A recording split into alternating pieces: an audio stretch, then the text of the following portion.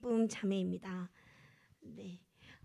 제가 이 자리에 서게 된 이유는 성경 공부를 통해 제 삶의 변화와 깨달음에 대해 간증하려 이 자리에 서게 되었습니다.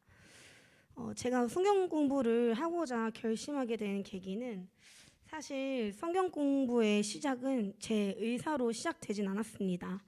제 남자친구인 동원 형제가 성경에 대해 알고 싶다고 목사님들께 성경 공부를 요청한 이후 저한테도 같이 하자고 말하였고 저는 하면 좋지라는 생각이 같이 시작하게 되었습니다. 그런데 이 구약 통독을 예전에도 신목사님께 배웠던 기억이 있는데 다시 처음부터 배우니 또 처음 배운 것처럼 새로웠습니다. 다들 아실 테지만 매번 듣는 말씀도 새롭게 들리고 깨닫는 것도 매번 다르다고 생각합니다.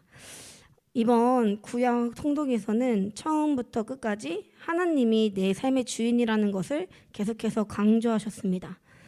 하나님이 내 삶의 주인이라는 것이 너무나도 당연하게 생각하실 수 있지만 사실상 실생활에서는 그렇지 못할 때가 너무나 많았습니다. 매주 성경 공부를 할 때마다 신기할 정도로 그날그날 제 삶과 너무 똑같은 말씀을 주셨습니다. 낙심했던 마음, 불평불만했던 마음 등등 이스라엘 백성들과 같은 제 삶 가운데 그러지 말라고 성경에서 하나님이 이스라엘 백성에게 말씀하듯이 저에게도 말씀하시는 것 같았습니다. 동원 형제와 같이 성경 공부 가기 전에 오늘 힘들었던 일들, 낙심했던 것들을 얘기하면서 가고 나면 정말 신기하게도 동원 형제랑 같이 느꼈지만 저에게 하고자 하신 말씀들을 그날 성경 공부에서 바로 주셨습니다. 그래서 성경 공부가 끝나고 느낀 점을 이야기하는데 제 자신이 너무나 어이가 없어 헛웃음만 나왔습니다. 내가 하나님을 내 삶의 주인이라고 알고는 있었지만 실생활 속에서는 내가 내 삶의 주인으로 계속 살아가고 있었고 내 의가 얼마나 강한지 깨닫게 해주셨습니다. 뭔가는 알고 있었는데 내가 그러지 못하고 있었다는 사실을 깨달으니 마음 한켠이 왠지 모르게 너무 시원해졌습니다. 왜 시원해졌는지는 의외였습니다. 그런데 그렇게 시원해진 이유가 무엇인지 생각해보니 내가 이렇게 힘들어하고 불평불만을 했던 이유가 정확했기 때문입니다. 내 삶의 주인이 하나님이 아닌 나였구나. 그래서 그런 삶을 살아왔구나 라는 생각을 해결책을 찾아서 사이다를 마신 기분이었습니다.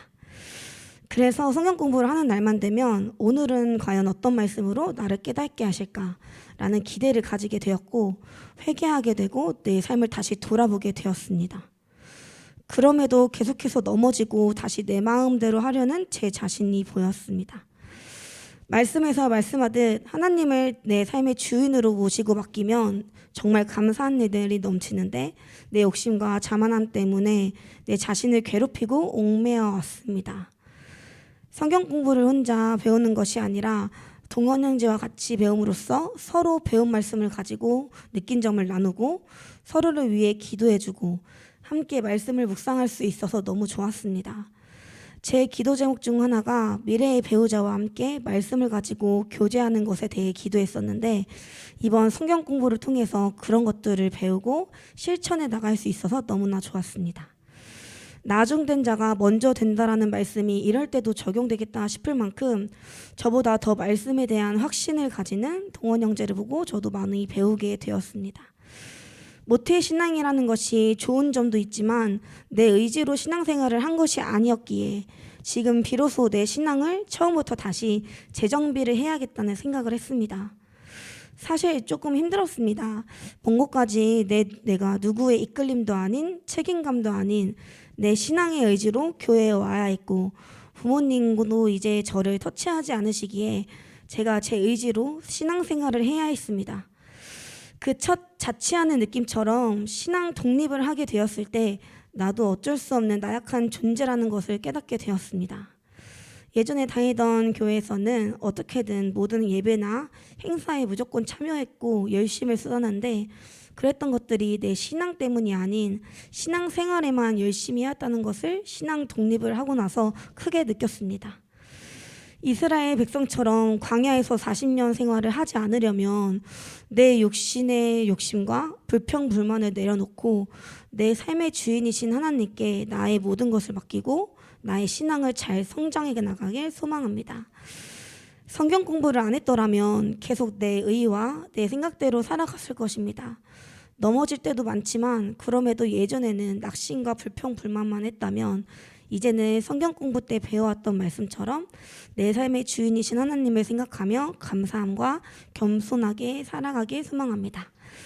이렇게 다시금 깨닫게 하시고 나를 사랑하셔서 다시 하나님께 돌아올 수 있게 하시고 깨닫게 하신 하나님께 감사함과 영광을 돌립니다. 아멘. 감사합니다.